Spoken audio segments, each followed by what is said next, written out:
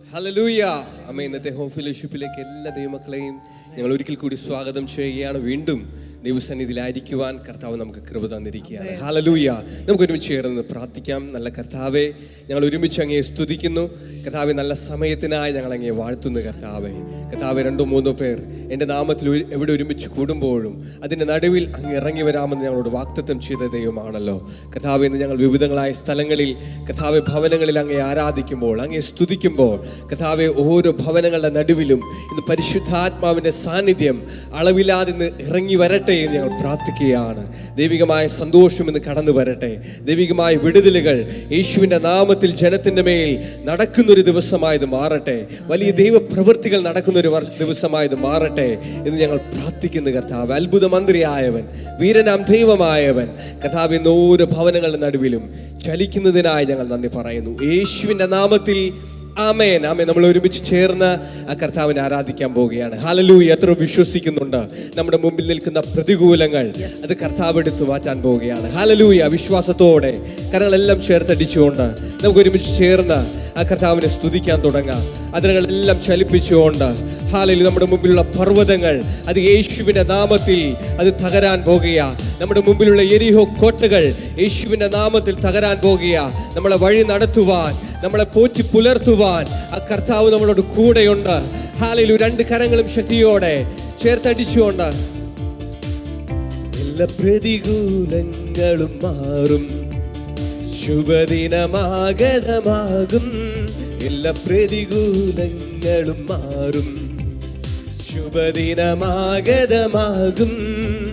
തളരാതെ നിന്നാൽ, പതരാതെ നിന്നാൽ ലജ്ജിച്ചു പോകയില്ല, നാം ലജ്ജിച്ചു പോകയില്ല. ചേർന്ന് പാടിയാലും, തളരാതെ നിന്നാൽ, പതരാതെ നിന്നാൽ ലജ്ജിച്ചു പോകയില്ല, നാം ലജ്ജിച്ചു പോകയില്ല. എല്ലാ പ്രതികൂലങ്ങളും മാറും, ശുഭദിനമാഗതമാകും. എല്ലാ പ്രതികൂലങ്ങളും ചേർന്ന് പാടിയാലും, ശുഭദിനമാഗതമാകും. തളരാതെ നിന്നാൽ, പതരാതെ നിന്നാൽ ലജ്ജിച്ചു പോകയില്ല, നാം ലജ്ജിച്ചു പോകയില്ല. തളരാതെ നിന്നാൽ, പതരാതെ നിന്നാൽ ലജ്ജിച്ചു പോകയില്ല, നാം ലജ്ജിച്ചു പോകയില്ല. ഒന്നുമില്ലായ്മയിലും എല്ലാമുള്ളവരെ പോ, ഒന്നുമില്ലായ്മയിലും എല്ലാമുള്ളവരെ പോ, എന്നെ നടത്തുന്നവൻ, എന്നുമെന്നും കൂടെയുള്ളവൻ, എന്നെ നടത്തുന്നവൻ, എന്നുമെന്നും കൂടെയുള്ളവൻ. എല്ലാ പ്രതികൂലങ്ങളും, എല്ലാ പ്രതികൂലങ്ങളും മാറും, ശുഭദിനമാഗതമാകും. എല്ലാ പ്രതികൂലങ്ങളും മാറും, ശുഭദിനമാഗതമാകും. തളരാതെ നിന്നാൽ, പതരാതെ നിന്നാൽ ലജ്ജിച്ചു പോകയില്ല, നാം ലജ്ജിച്ചു പോകയില്ല. തളരാതെ നിന്നാൽ, പതരാതെ നിന്നാൽ ലജ്ജിച്ചു പോകയില്ല, നാം ലജ്ജിച്ചു പോകയില്ല. വാതിലുകൾ അടയുമ്പോ ചെങ്കടൽ പിളർന്നതുപോ, വാതിലുകൾ അടയുമ്പോ ചെങ്കടൽ പിളർന്നതുപോ, എന്നെ നടത്തുന്നവൻ, എന്നുമെന്നും കൂടെയുള്ളവൻ. വിശ്വാസത്തോടെ എന്നെ നടത്തുന്നവൻ, എന്നുമെന്നും കൂടെയുള്ള, എന്നെ നടത്തുന്നവൻ, എന്നെ നടത്തുന്നവൻ, എന്നുമെന്നും കൂടെയുള്ളവൻ. എല്ലാ പ്രതികൂലങ്ങളും മാറും, ശുഭദിനമാഗതമാകും. എല്ലാ പ്രതികൂലങ്ങളും മാറും, ശുഭദിനമാഗതമാകും. തളരാതെ നിന്നാൽ, പതരാതെ നിന്നാൽ ലജ്ജിച്ചു പോകയില്ല, നാം ലജ്ജിച്ചു പോകയില്ല. തളരാതെ നിന്നാൽ, തളരാതെ നിന്നാൽ പതരാതെ നിന്നാൽ ലജ്ജിച്ചു പോകയില്ല, നാം ലജ്ജിച്ചു പോകയില്ല. ആരുമില്ലാതെ ഏകനാകുമ്പോ കൂടെയുണ്ടെന്നരുളിയവൻ, ആരുമില്ലാതെ ഏകനാകുമ്പോ കൂടെയുണ്ടെന്നരുളിയവൻ, എന്നെ നടത്തുന്നവൻ, എന്നുമെന്നും കൂടെയുള്ളവൻ, എന്നെ നടത്തുന്നവൻ, എന്നുമെന്നും കൂടെയുള്ളവൻ. എല്ലാ പ്രതികൂലങ്ങളും മാറും, ശുഭദിനമാഗതമാകും. എല്ലാ പ്രതികൂലങ്ങളും മാറും, ശുഭദിനമാഗതമാകും.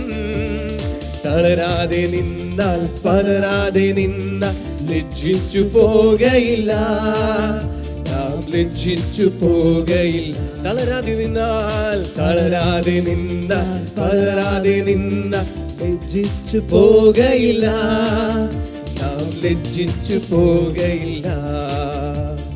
ഒന്നുമില്ലായ്മയിലും എല്ലാം ഉള്ളവരെ വിശ്വാസത്തോടെ പാടിയാലും നിന്നെ വഴി നടത്തുവാൻ, നിന്നെ അനുഗ്രഹമാക്കി മാറ്റുവാൻ ആ കർത്താവ് കൂടെയുണ്ട്.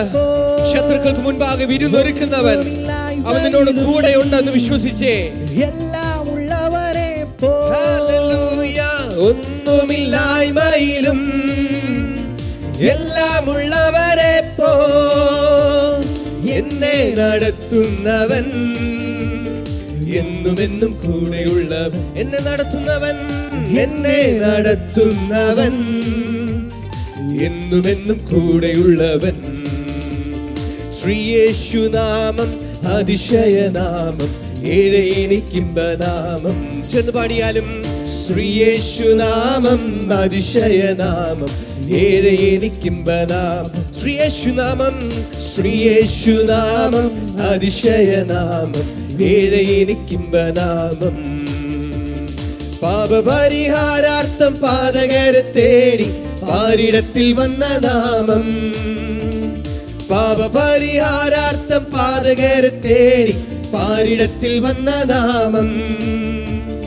പാപമറ്റ ജീവിതത്തിൽ മാതൃകയെ കാട്ടിത്തന്ന പാവനാമ പുണ്യനാമം, പാപമറ്റ ജീവിതത്തെ മാതൃകയെ കാട്ടിത്തന്ന പാവനാമ പുണ്യനാമം. ശ്രീയേശുനാമം, ശ്രീയേശുനാമം അതിശയനാമം, ഏഴ് എനിക്കിമ്പനാമം. ചേർന്ന് പാടിയാലും ശ്രീയേശുനാമം അതിശയനാമം, ഏഴ് എനിക്കിമ്പനാമം. എല്ലാ നാമത്തിലും എല്ലാ നാമത്തിലും മേലായ നാമം, ഭക്തജനം വാഴ്ത്തും നാമം. എല്ലാ നാമത്തിലും എല്ലാ നാമത്തിലും മേലായ നാമം, ഭക്തജനം വാഴ്ത്തും നാമം. എല്ലാ മുഴങ്കാലും മടങ്ങിടും തിരുമുന്നിൽ വല്ലഭത്വമുള്ള നാമം. എല്ലാ മുഴങ്കാലും എല്ലാ മുഴങ്കാലും മടങ്ങിടും തിരുമുൻപിൽ വല്ലഭത്വമുള്ള നാമം. ശ്രീയേശുനാമം, ശ്രീയേശുനാമം അതിശയനാമം, ഏഴ് എനിക്കിമ്പനാമം. ശ്രീയേശുനാമം, ശ്രീയേശുനാമം അതിശയനാമം, ഏഴ് എനിക്കിമ്പനാമം. ഭൂതബാധിതർക്കും നാനാവ്യാധിക്കാർക്കും മോചനം കൊടുക്കും നാമം, ഭൂതബാധിതർക്കും നാനാവ്യാധിക്കാർക്കും മോചനം കൊടുക്കും നാമം. കുരുടർക്കും മുടന്തർക്കും കുഷ്ഠരോഗികൾക്കുമൽ വിടുതലും നൽകും നാമം, കുരുടർക്കും മുടന്തർക്കും കുഷ്ഠരോഗികൾക്കുമൽ വിടുതലും നൽകും നാമം. ശ്രീയേശുനാമം, ശ്രീയേശുനാമം അതിശയനാമം, ഏഴ് എനിക്കിമ്പനാമം. ആരാധിച്ചാലും ശ്രീയേശുനാമം അതിശയനാമം, ഏഴ് എനിക്കിമ്പനാമം. എല്ലാ നാമത്തിലും എല്ലാ നാമത്തിലും മേലായ നാമം, ഭക്തജനം വാഴ്ത്തും നാമം. എല്ലാ നാമത്തിലും എല്ലാ നാമത്തിലും മേലായ നാമം, ഭക്തജനം വാഴ്ത്തും നാമം. എല്ലാ മുഴങ്കാലും എല്ലാ മുഴങ്കാലും മടങ്ങിടും തിരുമുൻപിൽ വല്ലഭത്വമുള്ള നാമം.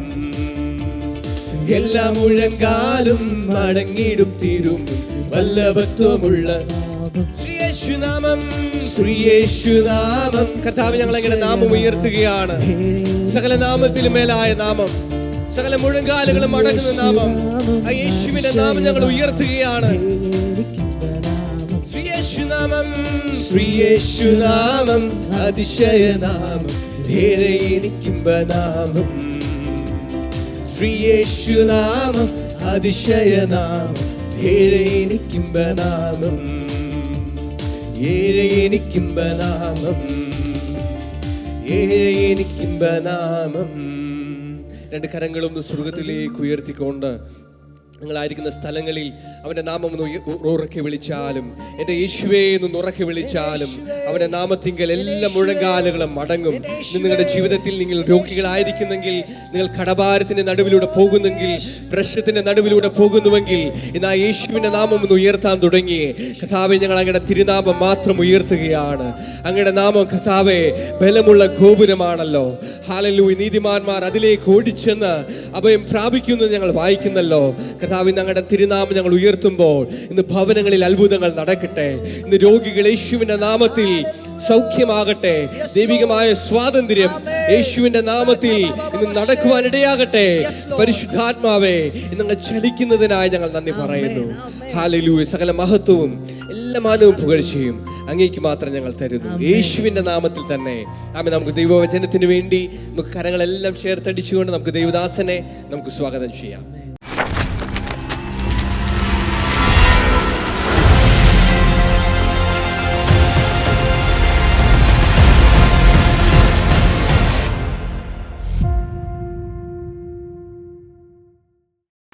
മാത്യു ചാപ്റ്റർ 6, മത്തായിയുടെ സുവിശേഷം 6-ാം അധ്യായം. ഇന്ന് നമ്മൾ പ്രധാനമായും പഠിക്കാൻ പോകുന്നത് മാത്യു 6:19-21, 19 മുതൽ 21 വരെയുള്ള ഭാഗങ്ങളാണ്. Do not store up for yourselves treasures on earth, where moths and vermin destroy, and where thieves break in and steal. But store up for yourselves treasures in heaven, where moths and vermin do not destroy, and where thieves do not break in and steal. For where your treasure is, there your heart will be also. ആ ഭാഗം മലയാളത്തിൽ എല്ലാവരും ചേർന്ന് വായിക്കാം. പുഴുവും തുരുമ്പും കെടുക്കയും കള്ളന്മാർ തുരന്ന് മോഷ്ടിക്കുകയും ചെയ്യുന്ന ഈ ഭൂമിയിൽ നിങ്ങൾ നിക്ഷേപം സ്വരൂപിക്കരുത്. പുഴുവും തുരുമ്പും കെടുക്കാതെയും കള്ളന്മാർ തുരന്ന് മോഷ്ടിക്കാതെയും ഇരിക്കുന്ന സ്വർഗത്തിൽ നിക്ഷേപം സ്വരൂപിച്ചുകൊള്ളും. നിന്റെ നിക്ഷേപം ഉള്ളിടത്ത് നിന്റെ ഹൃദയവും ഇരിക്കും. Treasures in heaven. The topic is treasures in heaven. സ്വർഗത്തിലെ നിക്ഷേപം എഴുതുക. ഈ ഭാഗത്ത് 2 തരം നിക്ഷേപങ്ങളെക്കുറിച്ച് പറയുന്നുണ്ട്. Number 1, treasures on earth. Number 2, treasures in heaven. There are 2 kinds of treasures man can have. ഒരു മനുഷ്യന് 2 തരം നിക്ഷേപങ്ങൾ ഉണ്ടാകാൻ കഴിയും. എല്ലാവർക്കും പറയാം, 2 തരം നിക്ഷേപങ്ങൾ. അതിലൊന്നാമത്തത് ട്രഷേഴ്സ് ഓൺ എർത്ത്.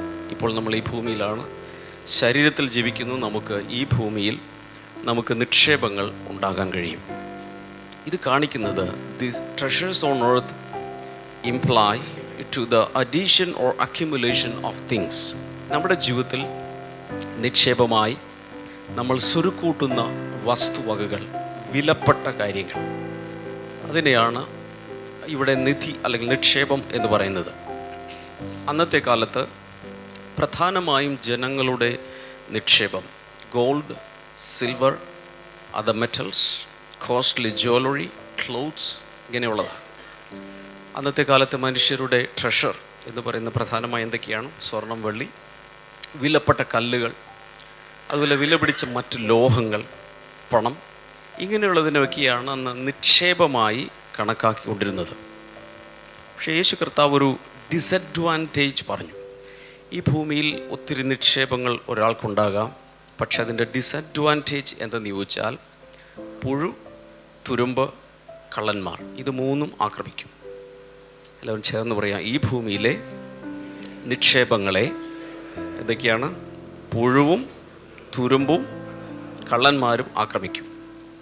ചിലതരം നിക്ഷേപങ്ങളെ അക്കാലത്ത്, ഉദാഹരണത്തിന് വസ്ത്രങ്ങൾ പോലെയുള്ളതൊക്കെ കീടങ്ങളും ക്ഷുദ്രജീവികളും വന്ന് നശിപ്പിക്കും. ചില മെറ്റൽസ് പോലെയുള്ള പലതും ക്ലാവ് പിടിക്കുകയോ അതിന് വായു സമ്പർക്കം വരുമ്പോൾ അതിൻ്റെ നിറം മങ്ങുകയോ പതുക്കെ പതുക്കെ കൊറോഡ് ചെയ്ത് അതില്ലാതാകുകയോ ചെയ്യും. മറ്റു ചില വിലപ്പെട്ട നിക്ഷേപങ്ങൾ കള്ളന്മാർ തുരന്ന് മോഷ്ടിക്കുകയും ചെയ്യും. ഒരു കാലത്ത് ലോക്കേഴ്സ് ഇല്ല, സേഫ്റ്റി ലോക്കേഴ്സ് ഇല്ലാത്തൊരു കാലത്ത് പലരും ചെയ്തുകൊണ്ടിരുന്നത് ഭൂമിയുടെ അടിയിലാണ് കൊണ്ടുപോയി നിക്ഷേപങ്ങൾ വയ്ക്കുന്നത്. അവർ മണ്ണ് കുഴിച്ച് മണ്ണിനടിയിൽ അതുകൊണ്ടുപോയി മറവ് ചെയ്ത ശേഷം ചില അടയാളങ്ങൾ വയ്ക്കും. മറ്റാർക്കും അത് മനസ്സിലാകില്ല. അതുകൊണ്ടാണ് കള്ളന്മാർ തുരന്ന് മോഷ്ടിക്കുക എന്ന് പറയുന്നത്. ചിലത് അറകളിൽ സംഭരിക്കും.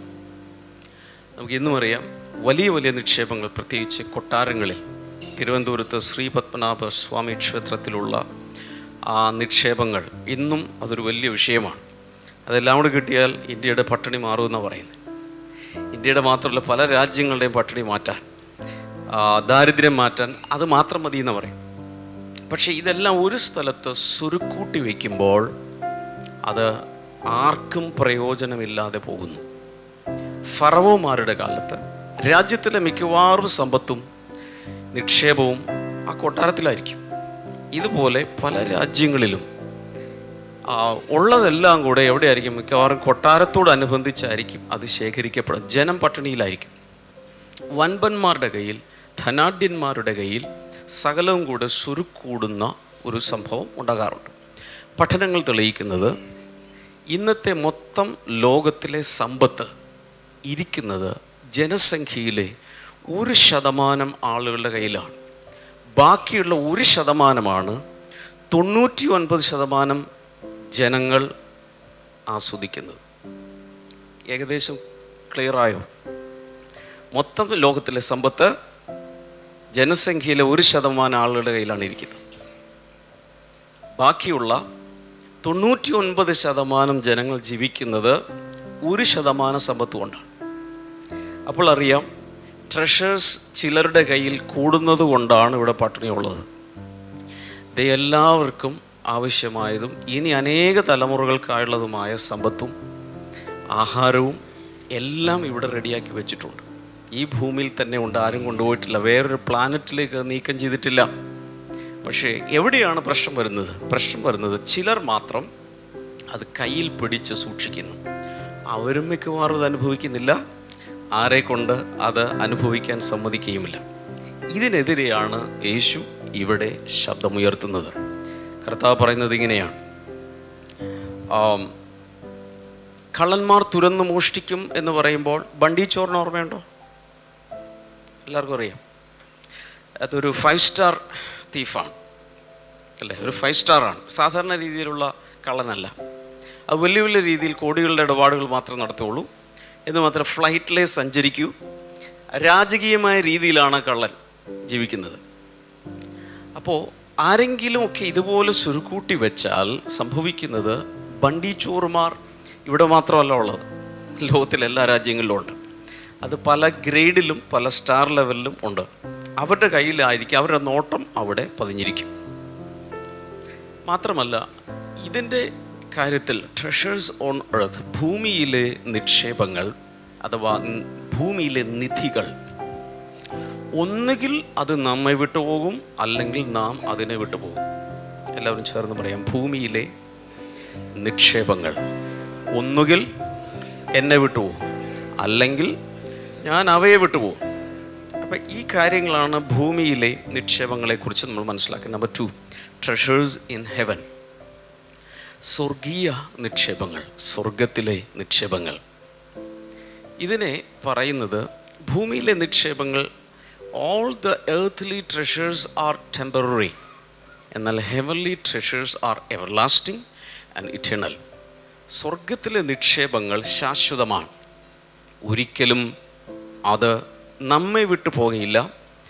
ആരുടെ ഉടമസ്ഥതയിലാണോ അല്ലെങ്കിൽ ആർക്ക് അവകാശപ്പെട്ടതാണോ അവരിൽ നിന്ന് ഒരിക്കലും അതിനെ തട്ടിക്കൊണ്ടുപോകാൻ സാധ്യമല്ല. സ്വർഗത്തിൽ നിക്ഷേപത്തെക്കുറിച്ച് മറ്റൊന്ന് യേശു പറഞ്ഞത്, പുഴു അത് അരിക്കുകയില്ല.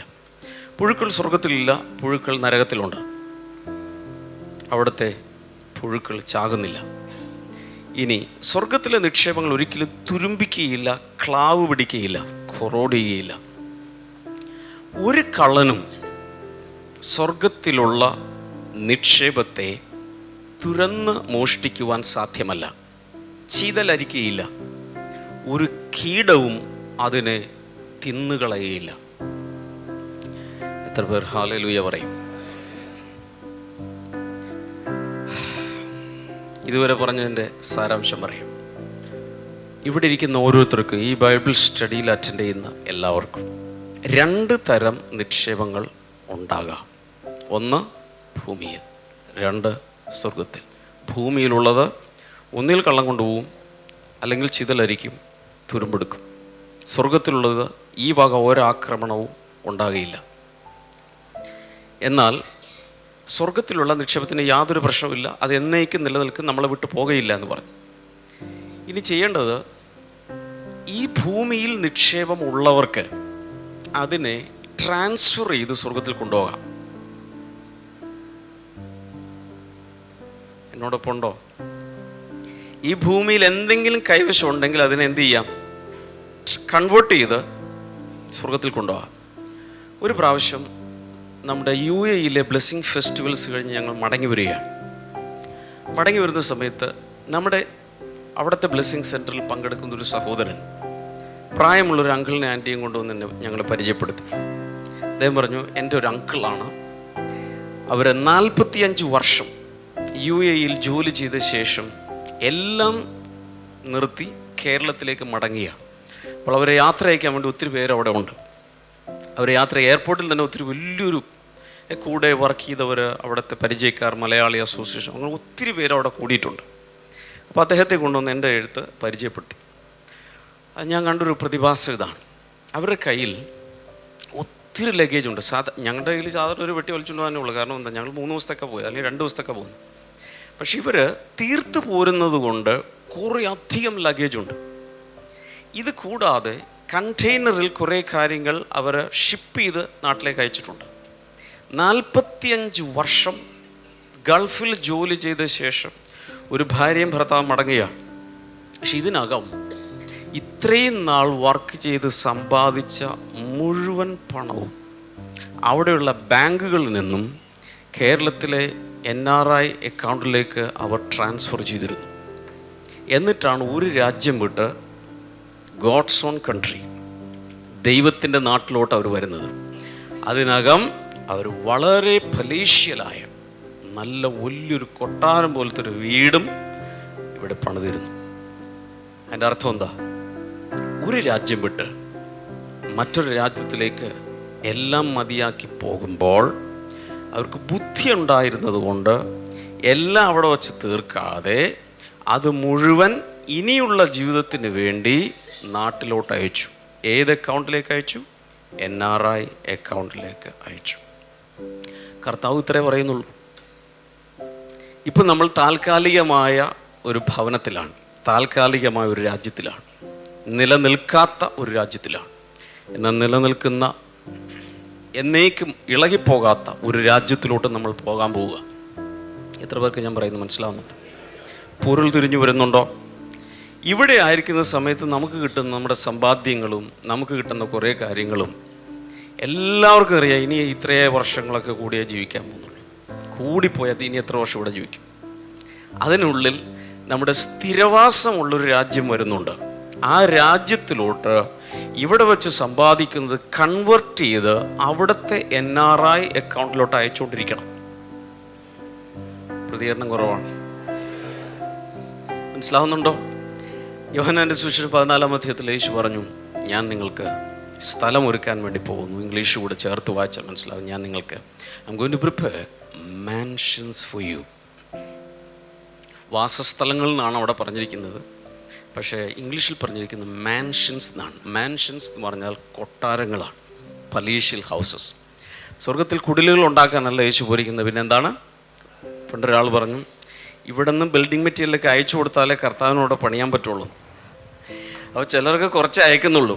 അതുകൊണ്ട് ചെറിയ ചെറിയ വീടുകളൊക്കെ ആയിരിക്കും അവർക്ക് ലഭിക്കുന്നത്. പക്ഷേ കൂടുതൽ ഇവിടെ നിന്ന് അയച്ചു കൊടുത്തുകൊണ്ടിരുന്നാൽ അവിടെ വലിയ വീട് പണി നടക്കുമെന്ന് മനസ്സിലാവുന്നുണ്ടോ? അതുപോലെ നമ്മുടെ കയ്യിൽ വരുന്ന എന്തും ഇവിടുത്തെ നാണ്യത്തിൽ നിന്നും കൺവേർട്ട് ചെയ്ത് സ്വർഗീയ നാണ്യത്തിലേക്ക് മാറ്റി അവിടെ ഡെപ്പോസിറ്റ് ഉണ്ടാക്കാം, അവിടെ ട്രഷേഴ്സ് ഉണ്ടാക്കാം. എല്ലാവരും പറഞ്ഞ 2 തരം നിക്ഷേപങ്ങളുണ്ട്. ഒന്ന് ഭൂമിയിൽ, 2 അപ്പോൾ ഈ NRI അക്കൗണ്ട് എന്നൊക്കെ ഇങ്ങനത്തെ ആനുകാലികമായ ഭാഷ ഉപയോഗിച്ച് ബ്രദർ പറയുന്നില്ല. അങ്ങനെ ഒരു അക്കൗണ്ട് അവിടെ ഉണ്ടോ? ഉണ്ട്. എടുത്ത് വായിക്കുക. ഫിലിപ്പ് ലേഖനം 4-ാം അധ്യായം 17-ാമത്തെ വചനം. Philippians 4:17. Not that I desire your gifts, what I desire is that more be credited to your account. ഞാൻ ദാനം ആഗ്രഹിക്കുന്നു എന്നല്ല, നിങ്ങളുടെ കണക്കിലേക്ക് ഏറുന്ന ഫലം അത്രേ ആഗ്രഹിക്കുന്നത്. മലയാളം അത്ര വ്യക്തമാണെന്ന് തോന്നുന്നില്ല, ഇംഗ്ലീഷിൽ വ്യക്തമായിട്ട് എഴുതിയിട്ടുണ്ട്. What I desire is that more be credited. അതൊരു ബാങ്കിങ് അല്ലേ, accounting language and credit debit എന്നൊക്കെ പറയുന്നത് അല്ലേ. More be credited to your account വ്യക്തമായിട്ട് അവിടെ പറഞ്ഞിട്ടുണ്ട്. അടുത്തിരിക്കുന്ന ആളോട് പറയാം, നിങ്ങളുടെ ഒരു NRI അക്കൗണ്ട് ബാങ്കിലുണ്ട്, സ്വർഗത്തിലുണ്ട്. നിങ്ങളുടെ ഒരു NRI അക്കൗണ്ട് എവിടെയുണ്ട്? സ്വർഗത്തിലുണ്ട്. ഒരു കാര്യം പറയാം, അങ്ങോട്ട് അയക്കാത്തവൻ മണ്ടനാ, തിരുമണ്ടൻ എന്ന് വേണമെങ്കിൽ പറയാം. ഇവിടെ മാത്രം എല്ലാം അടിച്ച് പൊളിച്ച് തീർത്ത് ഇവിടുത്തെ കാര്യം മാത്രം ചെയ്യുവാണെങ്കിൽ അവനെക്കുറിച്ച് ബൈബിൾ പറയുന്നത് പന്നീന്ന്. പന്നിയുടെ വേറൊരു പേരാണ് കീഴ്പോട്ട് നോക്കി എന്നാണ് അതിനെ പറയുന്നത്. ഒരിക്കലും അത് മുകളിലോട്ട് നോക്കില്ല. കാരണം എന്താ? ഈ ഭൂമിയിലെ ചേറെ ചെളി, അഴുക്ക്, അതിൽ മാത്രമേ അത് ജീവിക്കുള്ളൂ. മുകളിലോട്ട് ഒരിക്കലും അത് നോക്കില്ല. ഉയരത്തിലേക്ക് നോക്കാതെ ജീവിക്കുന്ന ഒരു വ്യക്തിയെ കണ്ടാൽ പന്നിയുടെ ജീവിതമാണ് ജീവിക്കുക. ഇവിടുത്തെ വേസ്റ്റും ചപ്പും കുപ്പയുമാണ് ജീവിതം. എന്നാൽ മുകളിലേക്ക് നോക്കുന്നൊരു വ്യക്തി ഒരിക്കലും ചപ്പിലും കുപ്പയിലുമല്ല ജീവിക്കുക. പിന്നെ എവിടെയാണ്? അവിടെ നമുക്ക് നിക്ഷേപം ഉണ്ട് എന്നതുകൊണ്ട് അവിടെ ആയിരിക്കും നമ്മുടെ ഹൃദയം. Do not store up for yourselves. നിങ്ങൾക്ക് വേണ്ടി സ്വരുക്കൂട്ടരുത്. ഞാൻ പറയട്ടെ, ജീവിക്കാൻ വേണ്ടി അധ്വാനിച്ച് സമ്പാദിക്കുന്നത് തെറ്റാണോ? ഒരിക്കലുമല്ല. സമ്പാദിക്കാത്തതാണ് തെറ്റ്. So Jesus is not speaking against earning money, but he is speaking against accumulation of money with selfish motive. എഴുതി വെക്കണം. പണം സമ്പാദിക്കുന്നതിനെ കുറിച്ചല്ല, അല്ലെങ്കിൽ പണം സമ്പാദിക്കുന്നതിനെതിരെ അല്ല യേശു സംസാരിക്കുന്നത്. പിന്നെ എന്തിനെതിരെയാണ് സംസാരിക്കുന്നത്? സ്വാർത്ഥ താല്പര്യങ്ങൾക്ക് വേണ്ടി പണം സ്വരൂപിക്കുന്നതിനെ കുറിച്ചാണ്. Investing for yourself and for your family is not a sin but a duty. സ്വന്തം ആവശ്യങ്ങൾക്ക് വേണ്ടി സമ്പാദിക്കുന്നതും നിക്ഷേപിക്കുന്നതും കുടുംബത്തിന് വേണ്ടി കരുതുന്നതും തെറ്റല്ല എന്ന് മാത്രമല്ല, അത് നമ്മുടെ ചുമതലയാണ്. മറക്കരുത്, നമ്മുടെ ചുമതലയാണ്. 2 Corinthians chapter 12 verse number 14b. 2 Corinthians 12:14 രണ്ടാം പാതിയിൽ പറയുന്നത്, after all children should not have to save up for their parents, but parents for their children. മക്കൾ അമ്മയപ്പന്മാർക്കല്ല, അമ്മയപ്പന്മാർ മക്കൾക്കായിട്ടല്ലോ ചരദിക്കേണ്ടത് മീൻസ് സമ്പാദിക്കേണ്ടത്. ഒന്നുകൂടി വായിച്ച എല്ലാവരും ചേർന്ന, മക്കൾ അമ്മയപ്പന്മാർക്കല്ല അല്ല, അമ്മയപ്പന്മാർ മക്കൾക്കായിട്ടല്ലോ ചരദിക്കേണ്ടത്. ഇത് എല്ലാ മാതാപിതാക്കളോടുമാണ് പറയുന്നത്.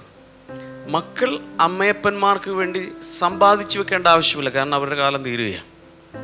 എന്നാൽ അമ്മയപ്പന്മാർ മക്കൾക്കായി സമ്പാദിക്കണം, അതൊരു ഡ്യൂട്ടിയാണ്. ഇതിനെക്കുറിച്ചല്ല, ഇതിനെതിരെ അല്ല യേശു സംസാരിക്കുന്നത്. 1 Timothy chapter 5 verse number 8. 1 Timotheus 5:8. Anyone who does not provide for their relatives and especially for their own household has denied the faith and is worse than an unbeliever. തനിക്കുള്ളവർക്കും പ്രത്യേകം സ്വന്തം കുടുംബക്കാർക്കും വേണ്ടി കരുതാത്തവൻ വിശ്വാസം തള്ളിക്കളഞ്ഞ് അവിശ്വാസിയേക്കാൾ അധമനായിരിക്കുന്നു. കാരണം ചിലരൊക്കെ ഒരു വചനം മാത്രം എടുത്തുകൊണ്ട് ഇംബാലൻസ്ഡ് ആയിട്ട് പോകും. ഒന്നും സമ്പാദിക്കാൻ പാടില്ല, പോക്കറ്റിലൊരു കാശ് പോലും വയ്ക്കാൻ പാടില്ല, 10 സെൻറ്റ് ഭൂമി പോലും ഉണ്ടാകാൻ പാടില്ല, ഈ ഭൂമിയിൽ സ്വന്തമായിട്ട് ഒന്നും ഉണ്ടാകാൻ പാടില്ല. അതിനെക്കുറിച്ചല്ല യേശു പറയുന്നത്. വളരെ ക്ഷേമമായി ജീവിക്കാൻ ആവശ്യമായ സകലവും ഉണ്ടായിക്കോ, നോ പ്രോബ്ലം. ഇവിടെ പറയുന്നത് തനിക്കുള്ളവർക്കും പ്രത്യേകിച്ച് സ്വന്തം കുടുംബക്കാർക്കും വേണ്ടി കരുതാത്തവൻ വിശ്വാസം തള്ളിക്കളഞ്ഞ അവിശ്വാസിയേക്കാൾ അധമനായി തീർന്നിരിക്കുന്നു. എൻ്റെ അർത്ഥം എന്താ? എല്ലാവരും അധ്വാനിക്കണം, സ്വന്തം കുടുംബത്തിന് ആവശ്യമുള്ളത് കരുതണം. അല്ലല്ലാതെ എങ്ങനെയൊക്കെ കുടുംബത്തെ കൊണ്ടുപോകാമോ ആ രീതിയിൽ കൊണ്ടുപോകണം. ലൂക്കോസിൻ്റെ സുവിശേഷം 18-ാം അധ്യായം 24-25 വചനങ്ങൾ. Luke 18:24-25. Jesus looked at him and said, "How hard it is for the rich to enter the kingdom of God. Indeed, it is easier for a camel to go through the eye of a needle than for someone who is rich to enter the kingdom of God." യേശു അവനെ കണ്ടിട്ട്, സമ്പത്തുള്ളവർ ദൈവരാജ്യത്തിൽ കടക്കുന്നത് എത്ര പ്രയാസം! ധനവാൻ ദൈവരാജ്യത്തിൽ കടക്കുന്നതിനേക്കാൾ ഒട്ടകം സൂചിക്കുഴയിലൂടെ കടക്കുന്നത് എളുപ്പം എന്ന് പറഞ്ഞു. ഇത് വായിച്ച ഉടൻ തന്നെ ഒരൊറ്റ ധനവാനും സ്വർഗരാജ്യത്തിൽ കടക്കില്ല എന്ന് പെട്ടെന്ന് പലരും ചിന്തിച്ചു പോകും. ധനവാന്മാർക്കുള്ളതല്ല സ്വർഗരാജ്യം. കാശ് കയ്യിലുണ്ടോ സ്വർഗം പോയി? നോ, അതല്ല യേശു പറഞ്ഞത്. യേശു പറയുന്നത് ഇത്രയേ ഉള്ളൂ, ധനവാന്മാർ ധനത്തിലാണ് ആശ്രയിക്കുന്നതെങ്കിൽ, ശ്രദ്ധിച്ചു കേൾക്കണം, ധനവാന്മാർ ധനമാണ് അവരുടെ എല്ലാം, പണം അവരുടെ ദൈവമായി മാറുമ്പോൾ, മാമോൻ ആയി മാറുമ്പോൾ, ദാറ്റ് ഈസ് ഡേഞ്ചറസ്. അവരെ സംബന്ധിച്ചിടത്തോളം ഒരു ഒട്ടകം സൂചിക്കുഴയിലൂടെ കിടക്കുന്നതിനേക്കാൾ, അതിന് 2 രീതിയിൽ വ്യാഖ്യാനം പറയാറുണ്ട്. ഇതൊരു സൂപ്പർ ബോളി അല്ലെങ്കിൽ ഒരു കാര്യം അതിൻ്റെ ആ അർത്ഥം ഗാംഭീര്യം കൊണ്ടുവരാൻ വേണ്ടി ഒരല്പം എക്സാജറേറ്റ് ചെയ്ത് പറയുന്നൊരു ലാംഗ്വേജ് സ്റ്റൈലാണിത്. എന്ന് വെച്ചാൽ ഒരൊട്ടകം സൂചിക്കുഴയിലൂടെ ഒരിക്കലും പോലും എല്ലാവർക്കും അറിയാം എന്ന് വെച്ചാൽ ഇറ്റ്സ് ഇമ്പോസിബിൾ. വേറൊന്ന് വ്യാഖ്യാനം ഇതാണ്. ജെറുസലേം മതിലിൻ്റെ അവിടെ എവിടെയോ സൂചിക്കുഴ എന്ന് പറയുന്ന ഒരു വാതിലുണ്ടായിരുന്നു. The eye of a needle എന്ന് പറയുന്ന സൂചിക്കുഴ എന്നൊരു വാതിലുണ്ട്, വളരെ ചെറുതാണ്. അതിലൂടെ ഒരു ഒട്ടകം പോകണമെന്നുണ്ടെങ്കിൽ, ഇങ്ങനെയാണ് കേട്ടിരിക്കുന്നത്, ഇതിനൊക്കെ എത്രത്തോളം വാസ്തവം ഉണ്ടെന്ന് എനിക്ക് അറിഞ്ഞുകൂടാ, കേട്ടതും അറിയാം. ഒട്ടകത്തിൻ്റെ മുകളിൽ കുറേ അധികം ഭാണ്ഡങ്ങളും ചരക്കുകളൊക്കെ ഉണ്ടെങ്കിൽ ഇതിലൂടെ പോകണമെന്നുണ്ടെങ്കിൽ എല്ലാ ചരക്കും ഇറക്കണം. ഇറക്കിയ ശേഷം ഒട്ടകം കുനിഞ്ഞ് പതിഞ്ഞ് കിടന്ന് ഈ വാതിലൂടെ അപ്പുറത്ത് കയറിയ ശേഷമേ വീണ്ടും ലോഡ് ചെയ്യാൻ പറ്റൂ. അത്രയ്ക്ക് ചെറിയൊരു ഡോർ ഉണ്ടായിരുന്നത്രേ. അവിടേക്ക് അതിലൂടെയാണ് പല ആളുകളെ പല ഒട്ടകത്തിൽ ചരക്കുകൾ കൊണ്ടുവരുമ്പോൾ ജെറുസലേമിൻ്റെ സിറ്റിയുടെ അകത്തേക്ക് വരണമെങ്കിൽ അങ്ങനെ ഒരു ഉണ്ടായിരുന്നു എന്ന് പറയുന്നുണ്ട്. അതുകൂടെ ഉദ്ദേശിച്ചാണ് കർത്താവ് ഇത് പറയുന്നത്. എന്ന് വെച്ചാൽ നമ്മുടെ എക്സ്ട്രാ ബാഗേജസ്, അനാവശ്യമായതെല്ലാം മാറ്റി എങ്കിൽ മാത്രമേ ഒരു ധനം എന്ന് പറഞ്ഞാൽ ധനം മുഴുവൻ എടുത്ത് മാറ്റി ധനത്തിൽ ആശ്രയിക്കാതെ ദൈവത്തിൽ മാത്രം ആശ്രയിച്ച് അങ്ങകത്തേക്ക് ആ ഒരു ഞെരുക്കം ഒരു ധനവാന് അനുഭവിക്കേണ്ടി വന്നേക്കാം. അതല്ലാതെ ഒരു ധനവാനും ഒരിക്കലും സ്വർഗത്തിൽ പോവില്ല എന്ന് യേശു പറഞ്ഞിട്ടില്ല. It will become a little difficult for them if they depend on worldly riches. ഇവിടെ ആരോടാണ് ഇത് പറഞ്ഞത് എന്നെല്ലാവർക്കും അറിയാം. ആരോടാ പറഞ്ഞത്? എ റിച്ച് യങ് റൂളർ, ചെറുപ്പക്കാരനായ ധനാഢ്യനായ ഒരു ഭരണാധിപനുണ്ടായിരുന്നു. അയാളോടാണ് യേശു ഇത് പറഞ്ഞത്. എല്ലാവരോടും അത് പറഞ്ഞില്ല. ഓക്കെ, അയാളോട് എന്താ പറഞ്ഞത്? നിനക്കുള്ളതെല്ലാം വിറ്റ് ദരിദ്രർക്ക് കൊടുത്ത ശേഷം എൻ്റെ പുറകെ വന്ന് എൻ്റെ ശിഷ്യനായിക്കൊള്ളാൻ പറഞ്ഞു. അപ്പോൾ യേശുവിൻ്റെ ശിഷ്യത്വത്തിലേക്കുള്ളൊരു വിളിയായിരുന്നു അത്. എല്ലാവരോടും ഇത് പറഞ്ഞിട്ടില്ല, ഒരു പർട്ടിക്കുലർ പേഴ്സണോടാണ് പറയുന്നത്. കാരണം എന്താ? കർത്താവിന് മർമ്മത്ത് തൊടാൻ അറിയാം. ഒരാളെ കണ്ടാൽ അയാളുടെ പ്രിൻസിപ്പിൾ സിൻ എന്താണെന്ന് യേശുവിന് അറിയാം. പ്രിൻസിപ്പിൾ സിൻ എന്ന് പറഞ്ഞാൽ എന്താണ്? ഇവിടെ ഇരിക്കുന്ന എല്ലാവർക്കും ഒരു പ്രിൻസിപ്പിൾ സിൻ ഉണ്ടായിരുന്നു. എന്ന് വെച്ചാൽ ആ ഒരു പാവത്തിൽ വീഴും. ചിലർക്ക് മദ്യപാനമായിരിക്കും, ചിലർക്ക് കാശായിരിക്കും, ചിലർക്ക് സ്ത്രീ വിഷയങ്ങളായിരിക്കും. ഏതെങ്കിലും ഒരു പ്രിൻസിപ്പിൾ സിൻ കാണും. ഇതിലേക്കാണ് പിശാച് അയാളെ തിരിച്ചു കൊണ്ടുപോകാൻ ശ്രമിക്കുന്നത്. വേറെ ചില പാപങ്ങൾ അയാൾക്ക് പാപമേ അല്ല, മീൻസ് അയാൾക്ക് പ്രലോഭനമേ അല്ല. ആ ഒരു വീക്ക്നെസ് കാണും ഒരാൾക്ക്. ഇയാളുടെ വീക്ക്നെസ് എവിടെയായിരുന്നു? പണം. കണ്ടപ്പോഴേ പറഞ്ഞു, നീ ഇത് കളഞ്ഞില്ലെങ്കിൽ നിനക്ക് ദൈവരാജ്യമില്ല. കർത്താവ് ആ മനുഷ്യനോട് ഒരു കാര്യം കൂടെ ആ മനുഷ്യനോട് ഈ കാര്യങ്ങൾ പറഞ്ഞപ്പോൾ അദ്ദേഹം ഒരു കാര്യം കൂടി പറഞ്ഞത്, ഞാൻ എല്ലാ കൽപ്പനയും അനുസരിക്കുന്നുണ്ട്. ഞാൻ ചെറുപ്പം മുതലേ അതുപോലെ ഭക്തിയിലൊക്കെ ജീവിക്കുന്ന ഒരാളാണ്. പക്ഷെ കർത്താവ് പറഞ്ഞു, ഒരു കുറവ് നിനക്കുണ്ട്. എല്ലാവരും പറഞ്ഞു ഒരു കുറവ്. ആ വ്യക്തമായ ആ പോയിന്റിൽ യേശു ടച്ച് ചെയ്തു. എന്തായിരുന്നു അയാളുടെ കുറവ്? ഗ്രീഡ്, അത്യാഗ്രഹം, ദ്രവ്യാഗ്രഹം. കാശ് വേണ്ടത്ര ഉണ്ട്, അതേലുള്ള ശരണം. ഇതായിരുന്നു അയാളുടെ പ്രശ്നം. അദ്ദേഹം പറഞ്ഞു, എല്ലാ കൽപ്പനകളും ഞാൻ ബാല്യം മുതൽ പ്രമാണിച്ചു പോരുന്നു. പക്ഷേ ഏറ്റവും പ്രധാന കൽപ്പന അദ്ദേഹം പൊട്ടിച്ചേക്കുക. പുള്ളി തിരിച്ചറിഞ്ഞില്ല. എന്താണത്? ഒന്നാം കൽപ്പന, നിന്റെ ദൈവമായ കർത്താവിനെ നീ പൂർണ്ണ ഹൃദയത്തോടും പൂർണ്ണ മനസ്സോടും എല്ലാം നീ സ്നേഹിക്കണം എന്നുള്ള കൽപ്പനയാണ് പൊട്ടിച്ച്. അതിനേക്കാൾ കൂടുതൽ അദ്ദേഹം എന്തിനെ സ്നേഹിച്ചു? പണത്തെ സ്നേഹിച്ചു. അതുകൊണ്ട് അവിടെ പറയുന്നത്, ഇത് കേട്ടിട്ട് അയാൾ ദുഃഖിതനായി മടങ്ങിപ്പോയി. എന്ന് വെച്ചാൽ, എനിക്ക് യേശുവിൻ്റെ ശിഷ്യനാകണ്ട എന്ന് പറഞ്ഞാൽ ദൈവം മനുഷ്യനായി വന്നേക്കുക. അദ്ദേഹത്തിൻ്റെ പുറകെ പോകണ്ട. ആ ദൈവമാണ് എല്ലാം കൊടുത്തിരിക്കുന്നത്. അയാൾ അന്ധനായിപ്പോയി, പണം നിമിത്തം അന്ധനായിപ്പോയി. അപ്പം ഈ കാര്യങ്ങൾ ഇനി ഈ യാക്കോബിൻ്റെ ലേഖനം 1:17, ജെയിംസ് 1:17 നമ്മൾ മനസ്സിലാക്കേണ്ടത്, every good and perfect gift is from above, coming down from the Father of the heavenly lights, who does not change like shifting shadows. എല്ലാ നല്ല ദാനവും ദൈവത്തിൽ നിന്നാണ് വരുന്നത്. നമ്മൾ ഇന്ന് അനുഭവിക്കുന്നതെല്ലാം ദൈവത്തിൽ നിന്നാണ്. സദൃശവാക്യങ്ങൾ 10:22 കാണുന്നത്, the blessing of the Lord brings wealth without painful toil for it. സദൃശവാക്യങ്ങൾ 10:22 വായിക്കാമോ? യഹോവയുടെ അനുഗ്രഹത്താൽ സമ്പത്തുണ്ടാകുന്നു, അധ്വാനത്താൽ അതിനോടൊന്നും കൂടുന്നില്ല. ദൈവത്തിൻ്റെ അനുഗ്രഹത്താലാണ് സമ്പത്തുണ്ടാകുന്നത്. അപ്പോൾ സമ്പത്ത് തെറ്റാണോ? നോ. പണം സമ്പാദിക്കാമോ?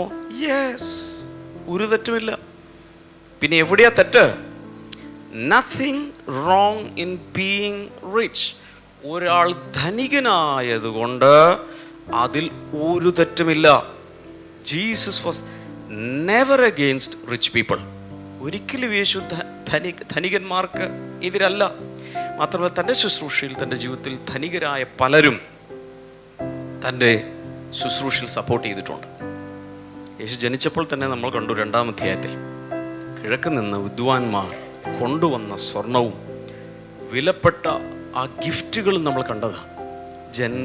ജനനത്തിൽ തന്നെ ഇങ്ങനെയാണ് പറയപ്പെടുന്നത്, ആ കാലത്ത് യേശുവിനെ വളർത്തുവാൻ മാത്രമല്ല ഒരു ഫോറിൻ ട്രിപ്പ് നടത്തേണ്ടി വന്നു. എങ്ങോട്ടാണ്? ഈജിപ്തിലേക്ക്. ഈ ഇൻ്റർനാഷണൽ ട്രിപ്പിനും അതുപോലെയുള്ള എല്ലാ ചെലവുകൾക്കും ഒരുപക്ഷെ അന്നവർ കൊണ്ടുവന്ന ആ വലിയ വിലപ്പെട്ട സമ്മാനങ്ങളാണ് യേശുവിൻ്റെ ആ ബാല്യകാലത്ത് സപ്പോർട്ട് ചെയ്തുകൊണ്ടിരുന്നത്. കൂടാതെ താഴെ വളർന്നുകൊണ്ടിരിക്കുന്ന കുഞ്ഞുങ്ങൾക്ക്, അനുജന്മാർക്കും അനുജത്തിമാർക്കൊക്കെ സപ്പോർട്ട് ചെയ്തത് അതാണെന്നാണ് പറയപ്പെടുന്നത്. ബൈബിളിൽ അങ്ങനെയില്ല, പക്ഷെ വ്യാഖ്യാനമാണ്. അരിമത്യക്കാരെ യോസഫിനെ അറിയാലോ. താൻ ഉണ്ടാക്കിയ സമ്പന്നന്മാരുടെ ഒരു സെപ്പൾക്കർ ശവകുടീരത്തിലാണ് യേശുവിൻ്റെ ശരീരം 3 ദിവസം വെച്ചത്. ഹല്ലേലൂയ. അപ്പം ജനിച്ച സമയത്ത് സമ്പന്നന്മാർ സപ്പോർട്ട് ചെയ്തു. മരണസമയത്ത് മരിച്ച ശേഷവും ആരാണ് സപ്പോർട്ട് ചെയ്തത്? നിക്കോദെമോസ് ധനികനായിരുന്നു. അതുപോലെ റോമൻ സെഞ്ചൂറിയൻ, ഒരു റോമാക്കാരൻ, ഒരു ശതാധിപന്റെ കാര്യം പറയുന്നുണ്ട്. സഖായി വളരെ സമ്പന്നനായിരുന്നു. ഇതൊന്നും തെറ്റല്ല. പക്ഷെ എവിടെയാണ് തെറ്റ് വരുന്നത്? Being rich only in this present world is the dangerous thing.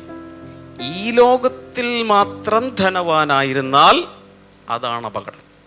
എല്ലാവരും പറഞ്ഞേ, സമ്പന്നരാകുന്നതിൽ തെറ്റില്ല. പക്ഷേ ഈ ലോകത്തിൽ മാത്രം സമ്പന്നതയുണ്ടായാൽ അത് അപകടകരമാണ്. ഇനി 1 തിമോത്തിയോസ് 6-ാം അധ്യായം 17 മുതൽ 19 വരെയുള്ള ഭാഗം നമുക്ക് വായിക്കാം. ഇവിടെ പൗലോസ് അപ്പസ്തോലൻ താൻ വളർത്തിക്കൊണ്ടുവരുന്ന അടുത്ത അപ്പസ്തോലനായ തിമോത്തിയോസിന്, തൻ്റെ നിജപുത്രനായ തിമോത്തിയോസിന് കൊടുക്കുന്ന ശക്തിയേറിയ ഒരു ഇൻസ്ട്രക്ഷൻ നമുക്കിവിടെ കാണാം. ഇങ്ങനെയാണത്. Command those who are rich in this present world not to be arrogant, not to put their hope in wealth, which is so uncertain, but to put their hope in God, who richly provides us with everything for our enjoyment. ആ ഭാഗം ഒന്ന് മലയാളത്തിൽ വായിക്കും. ഈ ലോകത്തിലെ ധനവാന്മാരോട് ഉന്നത ഭാവം കൂടാതെ ഇരിപ്പാനും നിശ്ചയമില്ലാത്ത ധനത്തിലല്ല, നമുക്ക് സകലവും ധാരാളമായി അനുഭവിപ്പാൻ തരുന്ന ദൈവത്തിൽ ആശ വെപ്പാനും.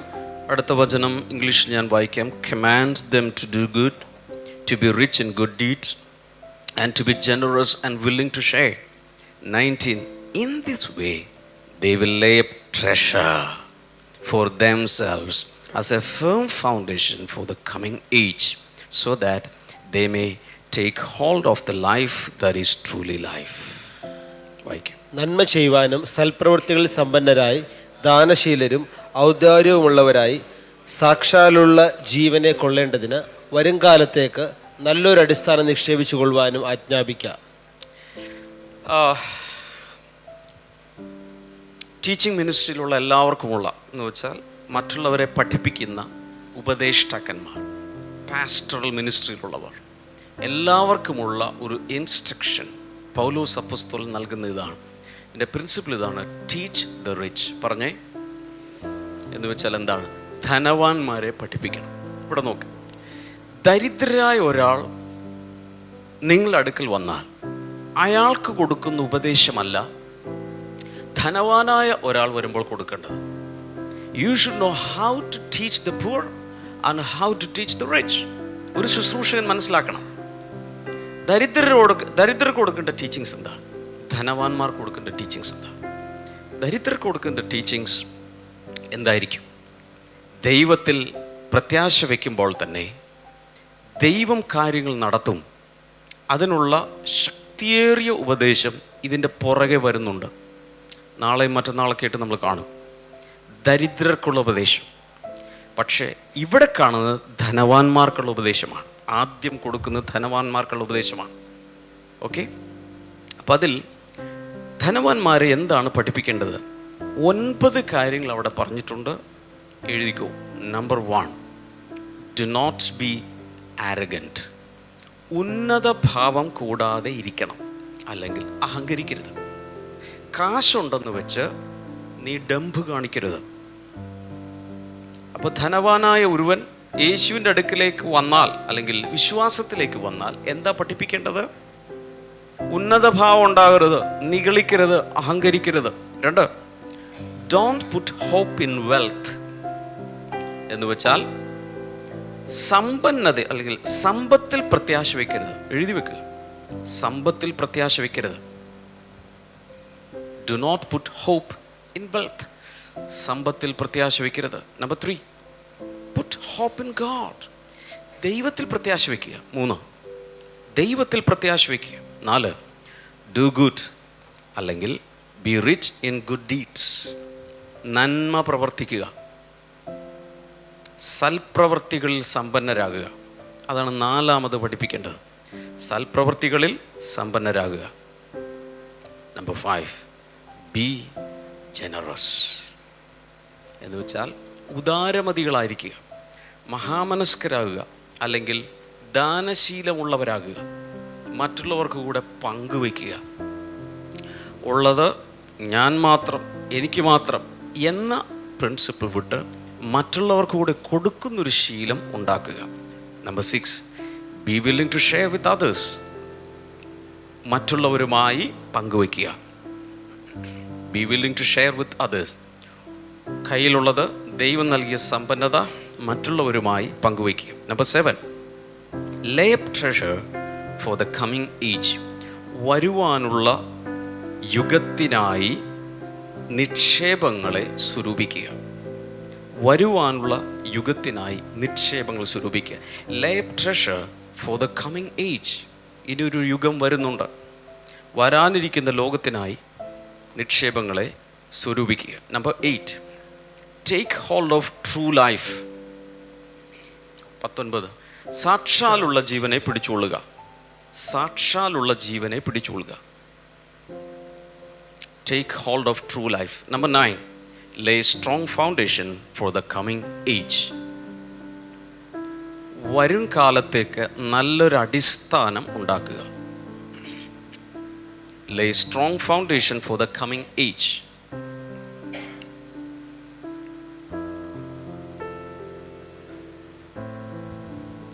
ഹല്ലേലൂയ. 9 കാര്യങ്ങൾ. തലയൊന്ന് നോക്കിയേ, ഇങ്ങോട്ടൊന്ന് നോക്കിയേ. എന്തുകൊണ്ടാണ് ഇതൊക്കെ ആയിട്ടും പല സമ്പന്നരും ദൈവിക ശുശ്രൂഷകൾക്ക് കൊടുക്കാത്തത്? ഇതൊക്കെയാണെങ്കിലും എന്തുകൊണ്ട് പലരും ദാനശീലരാകുന്നില്ല? ഇതൊക്കെയാണെങ്കിലും വേണ്ടത്ര കാശുണ്ട്, പല തലമുറകൾക്കുള്ളതുണ്ട്, എന്നിട്ടും കയ്യിൽ നിന്ന് വിടാതെ ദൈവിക സുവിശേഷത്തിന് വേണ്ടിയോ കർത്താവിൻ്റെ വേലയ്ക്കോ പലരും കൊടുക്കാത്തത് എന്തുകൊണ്ടാണ്? അല്ലെങ്കിൽ വരും കാലത്തേക്ക് സ്വർഗത്തിൽ ചെല്ലുമ്പോൾ അവിടത്തേക്ക് ഒരു വലിയ നിക്ഷേപം ഉണ്ടാക്കാൻ എന്തുകൊണ്ട് സമ്പന്നർ ശ്രമിക്കുന്നില്ല? ഉത്തരം പറയട്ടെ, അവിടെ പോകുന്ന ഉറപ്പില്ല. മനസ്സിലാകുന്നുണ്ടോ? ഞാൻ എയർപോർട്ടിൽ വെച്ച് കണ്ട അങ്കിളും ആൻറ്റിക്കും ഒരു കാര്യം ഉറപ്പുണ്ട്, അവരുടെ അവസാന കാലം എവിടെയാണ്? സ്വന്തം കേരളത്തിലാണ്. അതുകൊണ്ട് അവർക്ക് ഇങ്ങോട്ട് വരുമെന്ന് ഉറപ്പുണ്ട്. അതുകൊണ്ട് അവർ സകലം അവരിങ്ങോട്ട് ട്രാൻസ്ഫർ ചെയ്തു. പല സമ്പന്നർക്കും അവിടെ എത്തുന്ന ഒരു ഉറപ്പുമില്ല. ഇവിടെ വെച്ചെല്ലാം തീർക്കണമെന്ന് അവരുടെ വിചാരം. ഒരു ധനവാന് ഭയങ്കരമായിട്ട് വിളഞ്ഞപ്പോൾ ഗോഡൗണുകൾ പുതുക്കിപ്പോണത് ഓർമ്മയുണ്ടോ? എന്നിട്ട് അയാൾ എന്താ പറഞ്ഞത്? തിന്നുക, കുടിക്കുക, ആനന്ദിക്കുക, നാളെ ചാകും, അതിനുശേഷം ഒന്നുമില്ല. മനസ്സിലാവുന്നുണ്ടോ? ആരാണ് ദൈവവേലയ്ക്ക് കൊടുക്കുന്നത്? നിങ്ങൾ പറയണ്ട, ഞാൻ ഉത്തരം പറയാം. അവിടേക്ക് പോകുന്ന ഉറപ്പുള്ളവർ. ഇവിടെ പ്രത്യേകിച്ച് പറയുന്നുണ്ട്, വരും കാലത്തേക്ക് ഒരു നല്ല അടിസ്ഥാനം ഉണ്ടാകണം. അവിടെ ചെല്ലുമ്പോൾ ഭയങ്കരമായ ഒരു ഫൗണ്ടേഷൻ ഉണ്ടാകണം ലൈഫിന്. അത് കാക്ഷിക്കുന്ന ആളുകൾ ഇവിടെ നിന്ന് എന്ത് ചെയ്തുകൊണ്ടിരിക്കും? ട്രാൻസ്ഫർ ചെയ്തുകൊണ്ടേയിരിക്കും. എല്ലാ ദിവസവും, എല്ലാ മാസവും, എല്ലാ ആഴ്ചയും പറ്റുന്നത് പോലെ ഇവിടുന്ന് പൈസ അയച്ചുകൊണ്ടേയിരിക്കും. എങ്ങനെ ഈ പൈസ അയക്കുന്നത്? ഏത് എക്സ്ചേഞ്ചിൽ കൂടി അയക്കുന്നത്? പറമക്കളെ, എങ്ങനെ ഇത് അയക്കുന്നത്? ദൈവിക ശുശ്രൂഷകൾക്ക് വേണ്ടി കൊടുക്കുമ്പോൾ, സുവിശേഷത്തിന് വേണ്ടി കൊടുക്കുമ്പോൾ, നമ്മുടെ ഗോഡ്സ് പോർഷൻ കൊടുക്കുമ്പോൾ, സ്തോത്ര കാഴ്ച കൊടുക്കുമ്പോൾ, ഫസ്റ്റ് ഫ്രൂട്ട്സ് കൊടുക്കുമ്പോൾ എല്ലാം എന്ത് ചെയ്യാണ്? കൺവേർട്ട് ചെയ്യാണ്. ഭൂമിയിലെ സമ്പത്തിനെ കൺവേർട്ട് ചെയ്ത് സ്വർഗത്തിലേക്ക് നമ്മൾ അയക്കുന്നതിന് തുല്യമാണ്. ഇത് ചെയ്യുന്നില്ലെങ്കിൽ എന്താ ഞാൻ നേരത്തെ പറഞ്ഞ വാക്ക്? നിങ്ങൾ മറന്നുപോയി, ഞാൻ പറഞ്ഞു തരാം. തിരുമണ്ടൻ പറ. അതാണ് പേര്. ഇനി the evidence of you heavenly treasure. സ്വർഗത്തിൽ നിക്ഷേപമുണ്ട് എന്നുള്ളതിൻ്റെ തെളിവെന്താ? പറഞ്ഞോട്ടെ, ആർക്കെങ്കിലും ഊഹിക്കാമോ? നിങ്ങൾക്ക് സ്വർഗത്തിൽ നിക്ഷേപമുണ്ടോ? എനിക്ക് സ്വർഗത്തിൽ നിക്ഷേപമുണ്ടോ ഇല്ലയോ എന്നുള്ളതിൻ്റെ തെളിവ് ഇപ്പോൾ കിട്ടുമോ? അവിടെ എത്തിയിട്ടോ ഇല്ലെന്ന് എങ്ങനെ അറിയാം? ആർക്ക് പറയാം? സമാധാനം ഉണ്ടാവും. അടുത്തടുത്ത് വരുന്നുണ്ടോ? കുറച്ചുകൂടി ശ്രമിച്ചു നോക്ക്. എങ്ങനെ അറിയാം അവിടെ ഉണ്ടോ ഇല്ലെന്ന്? കറക്റ്റ്. ഇത്രേ ഉള്ളൂ. നിന്റെ നിക്ഷേപം ഉള്ളിടത്ത് നിന്റെ ഹൃദയം ഇരിക്കും. ഇടയ്ക്കിടയ്ക്കെങ്കിലും സ്വർഗത്തെക്കുറിച്ചൊരു ചിന്ത വരുന്നുണ്ടെങ്കിൽ അതിൻ്റെ അർത്ഥം എന്താ? എന്തോ അവിടെ പോയി പറ്റിയിട്ടുണ്ടെന്നാ, എന്തോ അവിടെ തങ്ങിയിട്ടുണ്ട്. മനസ്സിലാവുന്നുണ്ടോ? ക്ലിയർ ആയി യേശു ഇവിടെ പറയുന്നുണ്ട്, four where your treasure is, there your heart will be also. എവിടെയാണോ നിന്റെ നിക്ഷേപം ഇരിക്കുന്നത് അവിടെ നിന്റെ ഹൃദയം ഇരിക്കും. അപ്പോൾ ഇടയ്ക്കിടയ്ക്ക് സ്വർഗീയ ചിന്തകൾ അകത്ത് വരുന്നുണ്ടെങ്കിൽ അതിൻ്റെ അർത്ഥം എന്താ? എന്തൊക്കെയോ അവിടെ എത്തിയിട്ടുണ്ടെന്നാണ്. NRI അക്കൗണ്ടിൽ എന്തോ എത്തിയിട്ടുണ്ടെന്ന്. മനസ്സിലാവുന്നുണ്ടോ? ഒരു ദിവസം ചെന്നൈയിലിരിക്കുന്ന സമയത്തൊരു സഹോദരി, അടുത്ത പരിചയമുള്ളൊരു സഹോദരിയാണ്. ആ സഹോദരി ഇടയ്ക്ക് എറണാകുളത്താണ് വീട്. എറണാകുളത്തേക്ക് വരുന്ന വഴിക്ക് ട്രെയിൻ യാത്ര ചെയ്യുമ്പോൾ ശ്രദ്ധിക്കാറുള്ള ചില കാര്യങ്ങൾ. ട്രെയിൻ യാത്ര ചെയ്യുന്ന എല്ലാ സ്ത്രീകൾക്കും ഇത് നല്ലൊരു ഉപദേശമായിരിക്കും. സഹോദരി പറഞ്ഞത്, ഒറ്റയ്ക്കാണ് യാത്ര ചെയ്യുന്നതെങ്കിൽ സാധാരണ ചെയ്യുന്നത്, ബാഗിൽ ചിലപ്പോൾ കാശുണ്ടാവും, ചിലപ്പോൾ സ്വർണ്ണം ഉണ്ടാവും. ആ സഹോദരി ചെയ്യുന്ന എല്ലാ സാധനവും കൂടി ബാഗിലോട്ടിടും. കാശും എല്ലാം ബാഗിലിട്ട് സിപ്പ് ചെയ്ത ശേഷം ബർത്തിൽ കിടക്കുമല്ലോ, കിടക്കുന്ന സമയത്ത് അത് മാക്സിമം നെഞ്ചിനോട് ചേർത്ത് വയ്ക്കും. എന്നിട്ട് ഭർത്താവിൻ്റെ ഒരു ലുങ്കി എടുത്തിട്ടങ്ങ് പുതക്കും. എങ്ങനെ? തല വരെ മൂടും. നേരെ നോക്കിയാൽ ഒരു പുരുഷൻ കിടക്കുന്ന പോലെ തോന്നും, ലുങ്കി പുതച്ച്. പെണ്ണല്ല കിടക്കുന്ന ഒരു പുരുഷൻ. ഇതുവരെ ഒന്നും കളവ് പോയിട്ടില്ല. പക്ഷെ എന്നെ ചിന്തിപ്പിച്ചത് വേറൊരു കാര്യമാണ്. ആ സഹോദരിയുടെ എല്ലാം എവിടെയാ? ഇതേല. ശരിയാണോ? നിക്ഷേപം ഉള്ളിടത്ത് ഹൃദയം ഇരിക്കും. അതിനെ സംരക്ഷിക്കാൻ വേണ്ടി നമ്മളെല്ലാ പ്രീക്കോഷനും കൊടുക്കും.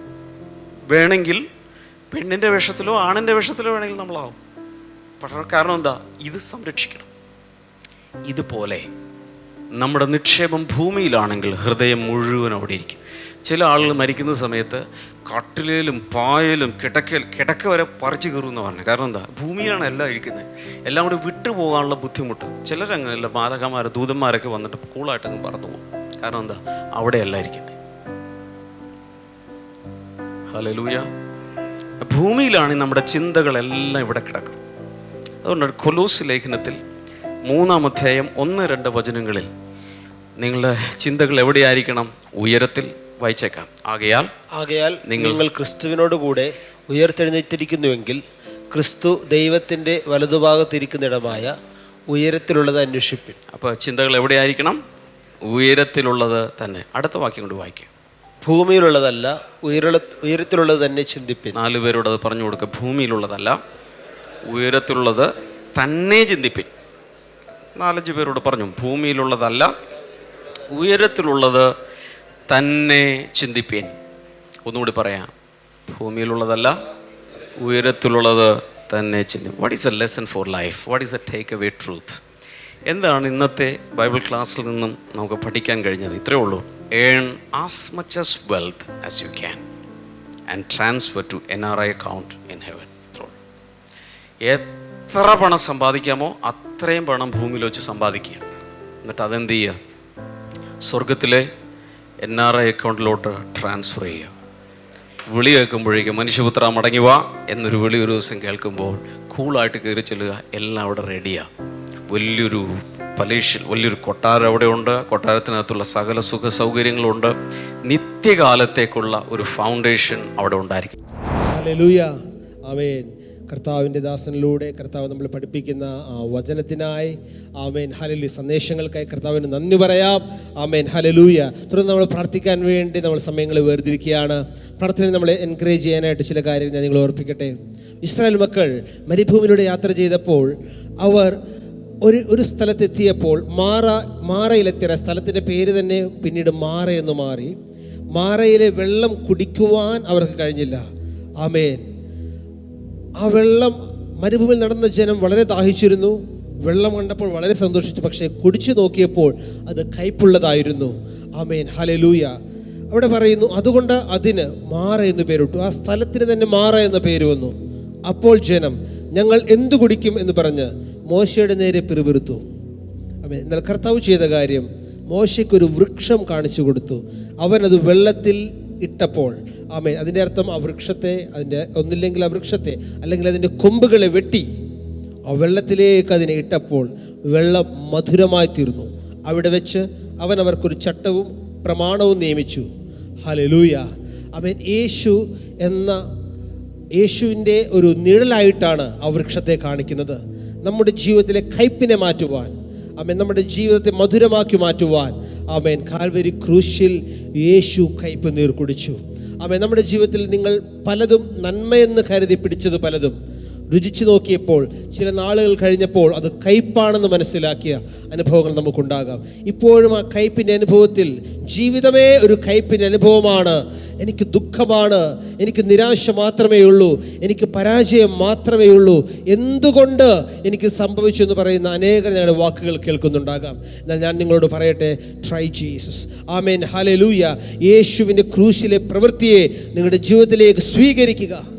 നവോമി ബെത്ലഹേം വിട്ട്, ദൈവത്തിൻ്റെ ഭവനം വിട്ട്, അപ്പത്തിൻ്റെ ഭവനം വിട്ട് ജാതികളുടെ ദേശത്തേക്ക് പോയി, മോവാബിലേക്ക് ചെന്ന് പാർത്തു.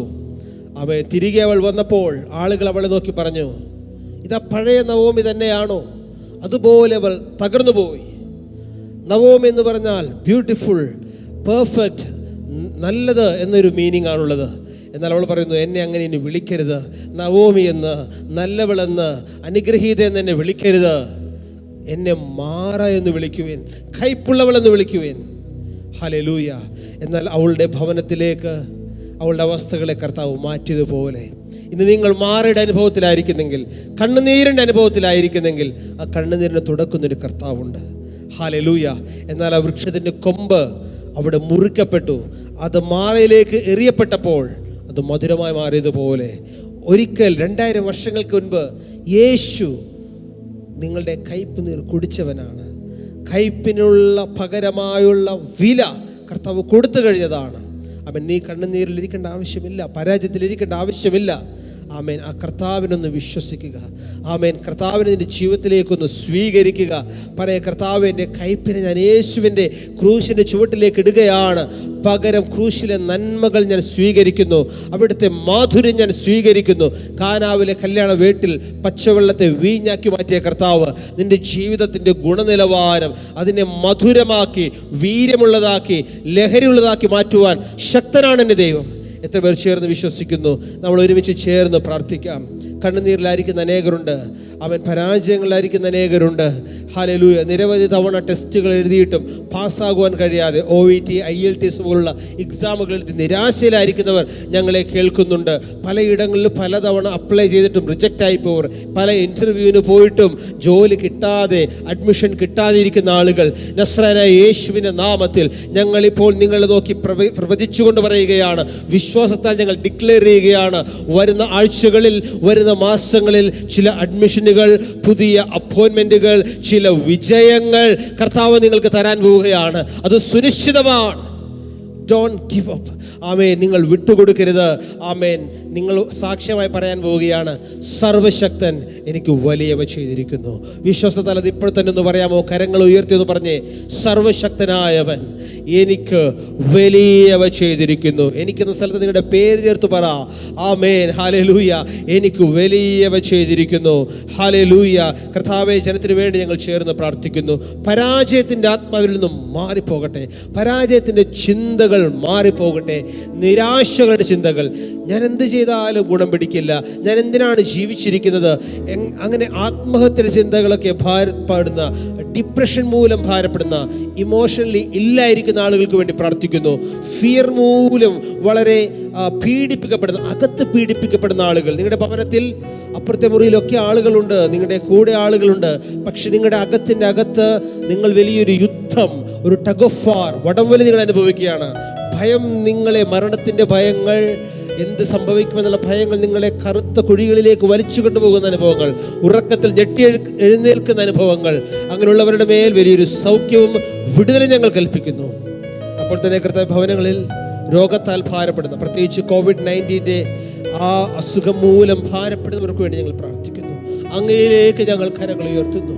ഞങ്ങളുടെ മുഖം അങ്ങയിലേക്ക് ഞങ്ങൾ ഉയർത്തുന്നു.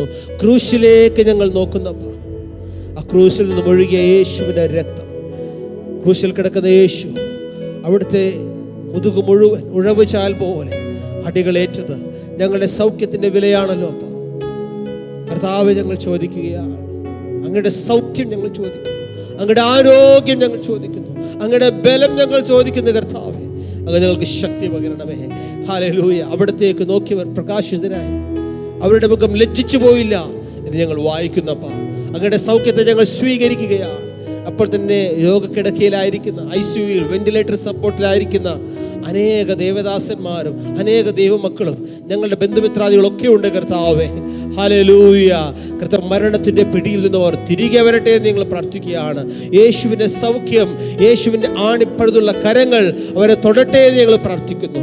സകലമാനവും സകല മഹത്വവും ഞങ്ങൾക്ക് വേണ്ടി ജീവൻ തന്ന യേശു കർത്താവിന് ഞങ്ങൾ അർപ്പിക്കുകയാണ്. ഹല്ലേലൂയ. കരങ്ങളെ വീശി കർത്താവിനൊന്ന് സ്തുതിച്ചാലും. ഹല്ലേലൂയ, ഹല്ലേലൂയ, ഹല്ലേലൂയ, ഹല്ലേലൂയ. മഹത്വവും ജ്ഞാനവും സ്തോത്രവും ബഹുമാനം ശക്തിയും ബലവും യേശുവിന്. മഹത്വവും ജ്ഞാനവും സ്തോത്രവും ബഹുമാനം ശക്തിയും ബലവും യേശുവിന്. ഹല്ലേലൂയ, ഹല്ലേലൂയ, ഹല്ലേലൂയ, ഹല്ലേലൂയ. മഹത്വവും ജ്ഞാനവും സ്തോത്രവും ബഹുമാനം ശക്തിയും ബലവും യേശുവിന്. മഹത്വവും ജ്ഞാനവും സ്തോത്രവും ബഹുമാനം ശക്തിയും ബലവും യേശു നല്ലവൻ, യേശു നല്ലവൻ, അവൻ വല്ലഭൻ, അവൻ്റെയോ എന്നുമുള്ളത്. യേശു നല്ലവൻ, അവൻ വല്ലഭൻ, അവൻ്റെയോ എന്നുമുള്ളത്. പെരുവെള്ളത്തിൻ ഇരച്ചിൽ പോലെ സ്തുതിച്ചിടുക നാം അവന്റെ നാമം. പെരുവെള്ളത്തിൻ ഇരച്ചിൽ പോലെ സ്തുതിച്ചിടുക നാം അവന്റെ നാമം. ചേർന്ന് ഹല്ലേലൂയ, ഹല്ലേലൂയ, ഹല്ലേലൂയ, ഹല്ലേലൂയ. മഹത്വവും ജ്ഞാനവും ശക്തിയും ബലവും യേശുവിന്. മഹത്വവും ജ്ഞാനവും ശക്തിയും ബലവും